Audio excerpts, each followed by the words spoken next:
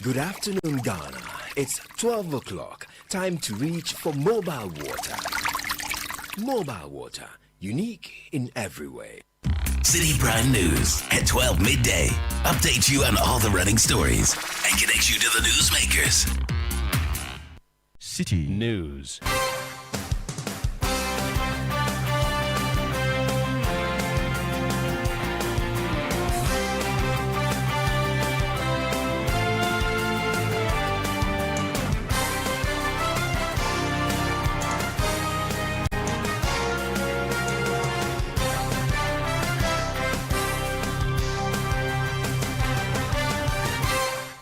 It's midday. A very good afternoon to you and welcome to the Citi Prime News on 97.3 Citi FM. We are live from our studios at number 11 Dr. Martin Loop in Adabraka, Accra. The news is also live on all affiliates across the 16 regions of the country. Western region, we are live on Premier FM 100.5, Sky Power FM 93.5 and Beach FM 105.5, all in Takrady. Bono region, we are live on J Life FM 95.5 in Sunyain. Ashanti region, Orange FM 107.9 in Kumasi. The news is also live around the world on citinewsroom.com. I am Hawa Idrisu Mustafa. Coming up, 6 people confirmed dead with others missing following a pit collapse at an illegal mining site at Kasotie in the Achima Imponia district of the Ashanti region. Almost 13 to 16 people were under the ground and it collapsed on them. For that reason, yesterday we were able to make it and remove 8 of them and 4 were dead. Also coming up, minority in parliament calls on President Mahama to sack Communications Minister Samuel Nate George over DSTV price in Saga. We deem him unfit to continue as the minister for this strategic ministry and therefore call on him to resign or for His Excellency the President to fire him. Still ahead, Transport Ministry expresses concern over plight of railway workers, assures steps are being taken to address outstanding salary arrears. Let me assure them that we have gotten to a point where very soon they will soon receive some kind of salary from us. We have engaged with the Minister of Finance. And later, Government of Ghana announces an increase in price of cocoa for the second time this year after Ivory Coast increased its farm gate prices. The government has taken a decision to increase the producer price of cocoa to 3,625 Ghana cedis per bag. All that and more on Citi Prime News, which is also live in the Volta region on Akwini Radio 96.7 in Pando, Heritage FM 107.3 in Hohoi. Northern region, we are live on Dasuma FM 99.1 in Yendi. Upper East, Word FM 88.3 in Zuarungu. Upper West, we are live on West Link 88.1 in Laura. And in the Northeast region, we are live on Eagle FM 94.1 in Waliwali. Citi Prime News at 12 midday. Update you on all the running stories and connect you to the newsmakers. Grateful for choosing us. Now 6 people have been confirmed dead while others remain missing and 4 miners have been rescued following a pit collapse at an illegal mining site at Kasotie in the Achima Imponia district of the Ashanti region. Rescue efforts are still underway after the incident which occurred last night as search teams continue digging through the rubble to find miners believed to be trapped. The National Disaster Management Organization, NADMO, working with other emergency services and local volunteers, led the operation and recovered the bodies of the 6 deceased miners. The rescued miners were transported to the hospital while the bodies have been sent to the morgue. Assembly member for the Kasotie electoral area, Samuel Ayine, confirmed the incident. They came and called me that the pit has collapsed there and almost 13 to 16 people were under the ground and it collapsed on them. For that reason, yesterday we were able to make it and remove 8 of them and 4 were dead. And the rest, we sent them to Impataso Police Station, Impataso Hospital. And because of that, it was around 2 to 3. So it's like the water were there. We can't be able to drain the water out. So we decided to wait this morning. So this morning, all of us who came out and we were there doing, and by God's grace, we're still working. But as of now, we got only 2 people that are found and they are dead. Okay, so you are yet to find the rest? Yeah, we are still working on them. So we are still processing to see whether we get the rest of them that are in the ground. As for the community, everybody is so poor because nobody is even happy. When you just enter to the house, even within the community, almost 5 people are in the community and the rest are strangers. He had the assembly member for the Kasutie electoral area in the Achumampunia district of the Ashanti region, Samuel Ayine. The minority in parliament is demanding the resignation of Communications Minister Samuel Mate George over what they describe as his poor handling of the DSTV pricing negotiations. According to the minority, the minister failed to deliver on the 30% reduction in DSTV subscription fees. Instead, he announced revised packages for multi-choice, which the minority says do not reflect any meaningful relief for consumers.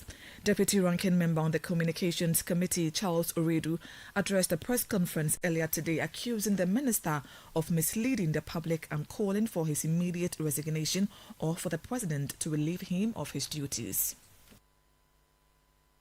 It is also demonstrated that the minister lacks the temperament and emotional intelligence for such a critical role. He has demonstrated this same trait on numerous public utterances, insults to citizens and industry players during the process. By adopting an arbitrary decision-making posture, the minister is also denying regulators, such as the NCA, the opportunity to perform their work according to law, which clearly threatens the growth of this sensitive industry. His actions also signal a breach of the President's Code of Conduct that requires candor and respect to all persons. For this display of ineptitude, incompetence, and penchant for deceit, we of the minority demand that 1. The minister render an unqualified apology to Ghanaians for the waste of the nation's time and resources on this venture. 2. We call on him to account for the fines levied on DSTV. And 3. We deem him unfit to continue as the minister for this strategic ministry of communication, digital technology, and innovation, and therefore call on him to resign or for His Excellency the President to fire him. Deputy Ranking Member on the Communications Committee of Parliament, Charles Oredu. Foreign Affairs Minister Samuel Okudzeto-Ablakwa says every region in Ghana will have a passport application centre by December. He noted that the first of the new centres will open this month in Bolgatanga as part of effort to decentralise passport services. The minister made this known while presenting diplomatic passport to 5 Ghanaians, that is travel vlogger Woody Maya, reggae artists Rocky Dawuni, broadcaster Anita Eskin, visual artist Ibrahim Mahama, and entrepreneur Denta Amwatin. He added that ongoing reforms have made the passport process faster, with passports now delivered through courier services to reduce the burden on applicants. Outside their regions, because we still have 7 regions without passport application centers. So imagine traveling all the way from Bolga, from Wa, from Oti to other regions for passport. But I'm delighted to confirm to you this evening that we've set a target by December. We are going to make sure every region in Ghana has a passport application center. So we are solving that. And the first one will be commissioning, will be done this month in Bolgatanga. So the efficiency is very clear. The Foreign Affairs Minister also added that the 5 recipients of the diplomatic passport were chosen purely on merit without lobbying, political or partisan influence. So traditionally, it's been the politicians, the diplomats, our revered pastors, and our eminent chiefs. But we thought that why not broaden it a bit? Our colleagues in the creative space are also promoting Ghana, and perhaps even promoting Ghana more than the traditional category of people who we have honored with diplomatic passports over the years. So we'll continue with that traditional category of those who qualify to receive diplomatic passports. But we thought that we should broaden it. Under the law, the foreign minister has discretion to identify those who need diplomatic passports And once I discussed with His Excellency the President, His Excellency John Dramani Mahama had no objection at all. He said that was a great list. You have covered all grounds, and these are people that he admires greatly. And so he gave us full presidential blessings to proceed, and that's why we did the announcement. Minister for Foreign Affairs Samuel Okujetu Ablakwa. The Ministry of Transport says it is working with the Ministry of Finance to clear salary arrears owed to railway workers. The workers are owed 12 months of salaries. Speaking on the Citi Breakfast Show earlier today, Transport Minister Joseph Bukari Nikwe acknowledged the frustrations of the workers but urged them to exercise patience as government takes steps to resolve the matter. I feel for our rail workers. The company is run down, and so virtually there's no any activity going on. So they are supposed to work, generate income, pay themselves and pay dividends to the state. Now that the rail is not functioning, meaning there's no work for them. That is why I have that kind of feeling for them. But let me assure them that we have gotten to a point where very soon they will soon receive some kind of salary from us. We have engaged with the Minister of Finance, and again, I have put up a 3-member committee to see how we are raising money internally to be able to support some payments for them. But we feel their pain, and we will have to speed up our processes in getting their payments for them. So Bernard, they are under my ministry, and we are working. The minister also dismissed reports of a breakdown on the newly commissioned Tema Impakadan rail line. He explained that the train only came to a halt after an emergency brake was activated by a passenger. Now still with the Transport Minister, he has disclosed that government plans to amend the Ghana Shippers Authority Act to address recurrent disputes over shipping charges and exchange rate applications at the country's port. The decision follows clarification from the Ship Owners and Agents Association that exchange rate used in calculating port charges are based on the rate from the port of origin after concerns from the Chamber of Freight and Trade over inconsistencies in port rate. Speaking on the Citi Breakfast Show, Joseph Bukari Nikwe said the planned legal reforms will strengthen the Ghana Shippers Authority's mandate to regulate port operations. These days I've been on the move to ensure that we get the Ghana Shippers Authority Act amended. That will give the Ghana Shippers Authority the mandate to be able to control the activities of the port and also regulate the work of the shipping lines properly. Some of our laws were not helping in controlling those issues, but thank God Cabinet has approved of the amendments, and when Parliament reconvenes, it will be laid in Parliament. That will give the Ghana Shippers Authority the power to be able to regulate and also fix charges. I remember that when that happens, they will have the authority to be able to bring down cost of doing business at the port and also run the port effectively. All the terminals are under the Shippers Authority. And when their law is amended, the 683, when it is amended, the Act 683, it will be able to give them the necessary controlling powers to be able to regulate. He also added that government will roll out a single payment platform at the port integrated with the ICOMS system to consolidate all port-related fees into one payment point.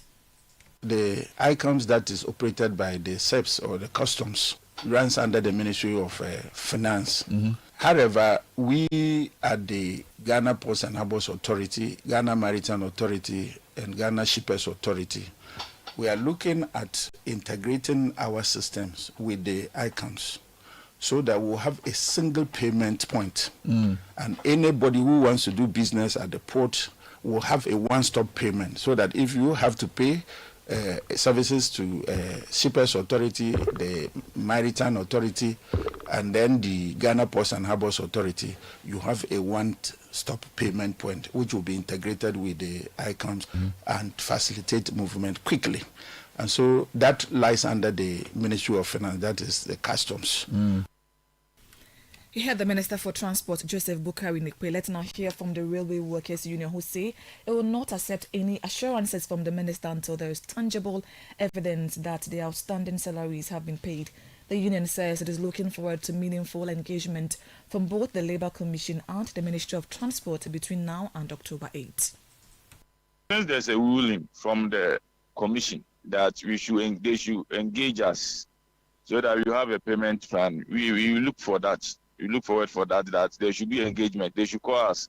Since we're leaving the Commission on 30th, we've not heard anything from them, and we are still waiting since the 8th of this month hasn't come. We are still waiting for them to call us, and then we sit down to know. But for him to say they are this is the same old story that they say we are doing everything with the Finance Ministry to pay the salary, but look of change, it hasn't materialized. So still, we want him to just the ruling. We will sit down and have the negotiation settled.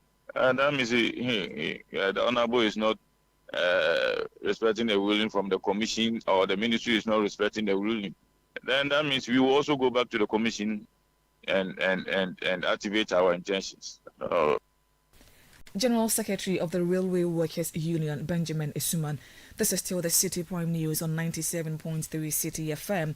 I am Hawa Idrisu Mustafa. Still ahead, Government of Ghana announces an increase in producer price of cocoa for the second time this year after Ivory Coast increased its farm gate prices yesterday. We have details of that plus other stories coming up shortly. Please stay with us. Citi Prime News at 12 midday. Update you on all the running stories and connect you to the newsmakers.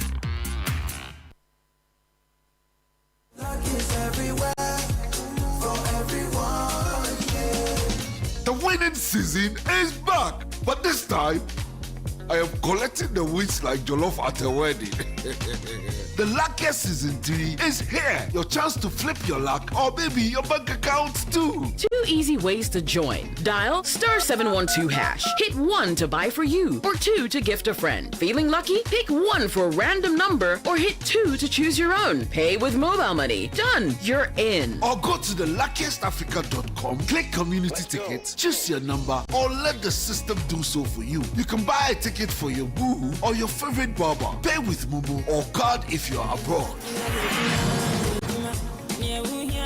1 ticket could turn your 1 Ghana Cedi into 500 times more. And the whole community could win 10 times over. Dial *712# or log on. Let's get lucky together, because luck is everywhere. Play responsibly, not for persons under 18 years. This promotion is regulated by the NLA on the Caritas platform.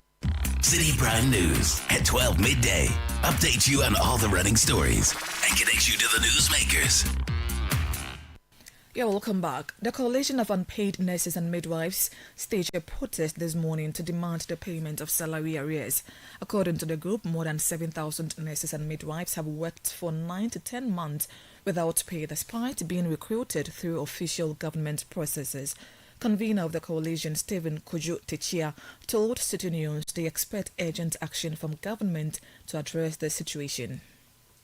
When we started work, it was actually a total number of 13,500 that were recruited out of the 15,200 financial clearances. And it was in April 2025 that some of our colleagues started receiving their salaries. And as we speak now, a little over 6,500 have been paid. But the remaining, who are close to 7,000, are yet to receive a salary over 10 months now. We have made a series of follow-ups to our employer, the Ministry of Health. Initially, the Ministry of Health communicated to us that the financial clearance that was used to pay some of our colleagues, ours has expired, which was new to us. But the Ministry communicated that it has written to the Ministry of Finance to extend the clearance so that we would be paid as well. We have made a series of follow-ups to the Finance Ministry as well, but they are not trying to be clear with us. They are trying to hide some things from us. We've engaged our employer, the Ministry of Health, still no positive feedback. We have had a press conference and we issued an ultimatum to the government that if by September 2025 we don't hear anything from the government, then the government is definitely going to hear from us. Last week we were in Tamale, Northern Region. We did a peaceful demonstration. We submitted a petition to the president through the Northern Regional Minister at the Northern Regional Coordinating Council. Since then, the ministries have called us, but then we have not had any positive feedback as to when they are going to pay us. Stephen Kojo Techia is convener for the Coalition of Unpaid Nurses and Midwives. Meanwhile, Deputy Finance Minister Thomas Ampem Nyako has assured that their concerns will be addressed promptly. Your issue is being addressed. There are a lot of legacy challenges that we inherited, and we are working earnestly to fix all of them.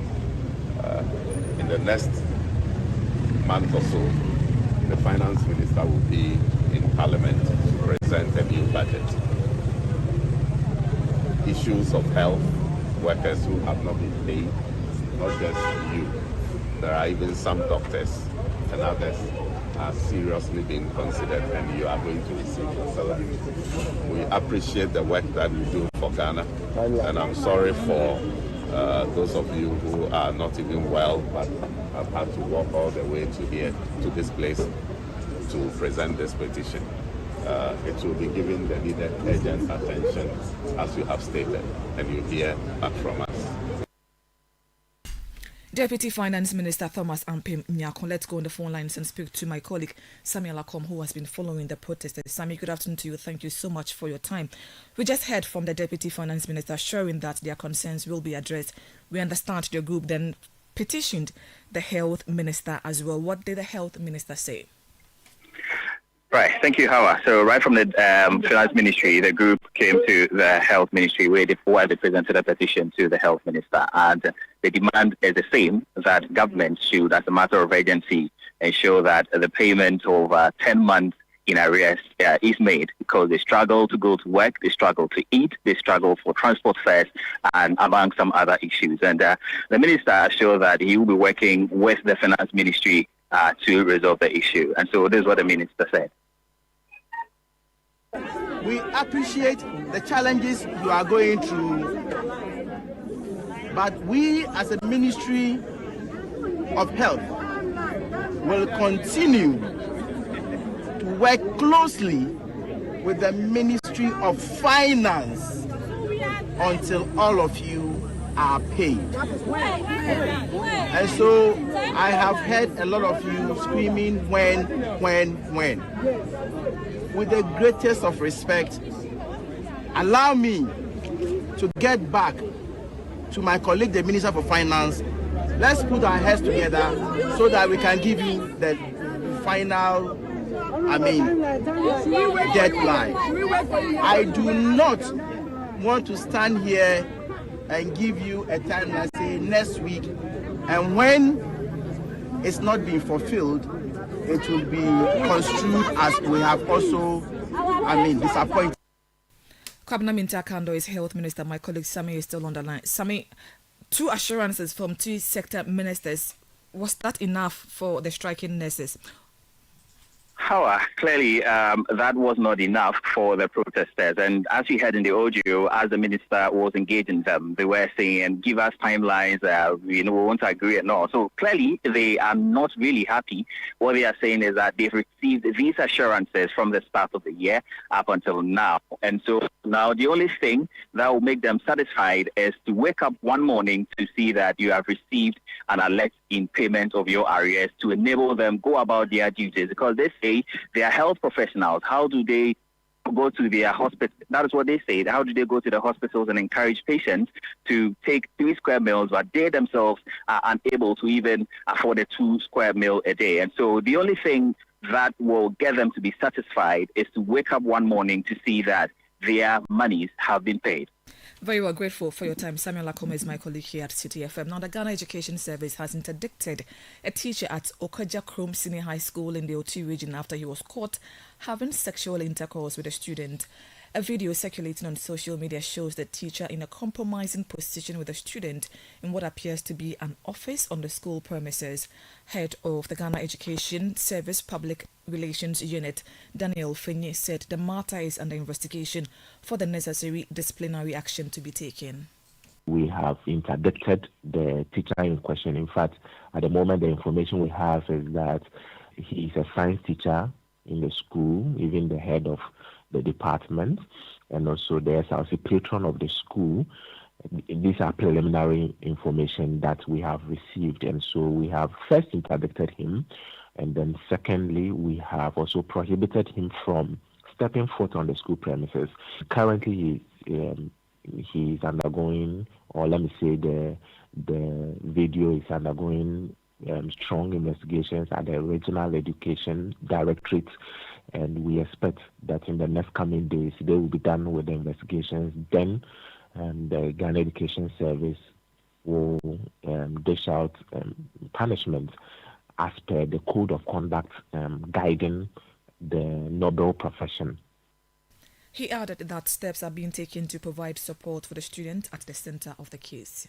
In fact, for us, anytime a learner is caught up in such a situation, we consider the learner a victim of the circumstance or a victim of the situation. And so we have a guidance and counsel coordinator in the school, and then we have one at the district level and then at the regional level. Indeed, because she has already completed school and has left the school premises, reaching her is now more nuanced than if she were still on campus. But we are extending all the necessary support to her. I mean, of course, because her face has gone viral, her image and all that. And if care is not taken, such students will fall into depression, get frustrated, get emotionally down and all that. So attempts are way in place to ensure that mentally and emotionally she is supported through this process. Head of the Public Relations Unit of the Ghana Education Service, Daniel Fenyi, the government of Ghana has increased the producer price of cocoa for the 2025-2026 season from $3,208.75 to $3,625 per 64 kilo bag. This translates into 58,000 cedis per ton. The decision was taken by the Producer Price Review Committee, chaired by the Minister for Finance, Dr. Kasia Olatufosin. Speaking at a press briefing to announce the review, Dr. Fosin said the move is to ensure Ghana's farm gate price of cocoa remains competitive after Ivory Coast raised its price yesterday.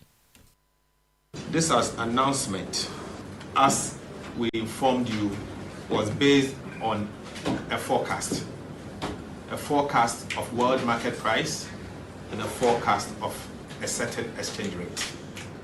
Subsequently, we have seen some changes, and it's important for us to meet again to review the producer price. We have subsequently conveyed that meeting, and we are pleased to announce a new producer price to take effect from tomorrow, Friday, the 3rd October 2025. It is my singular honor to announce that on the basis of the changes that we have affected to the forecast, the government has taken a decision to increase the producer price of cocoa to 3,625 Ghana cedis per bag, or 58,000 Ghana cedis per ton. Finance Minister Dr. Kasia Olatufosin, Chief Executive of the Ghana Chamber of Young Entrepreneurs, Sharif Gal, has made a passionate appeal to the government to scale up its flagship Ejumorua program by 2026. This, he explains, will enable the creation of more businesses and equip the youth with practical entrepreneurial skills. The program, launched on April 28, 2025, aims to establish 10,000 youth-led businesses annually.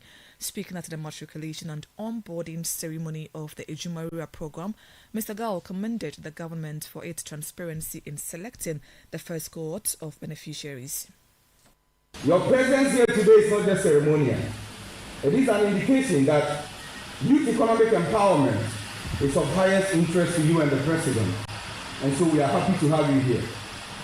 But let me also respectfully and firmly ask that, Madam, when you go back, tell your ministers, your committee on budgets, that your children, that's the youth of Ghana, are saying that next year we want to see an upscale of the Ejumorua.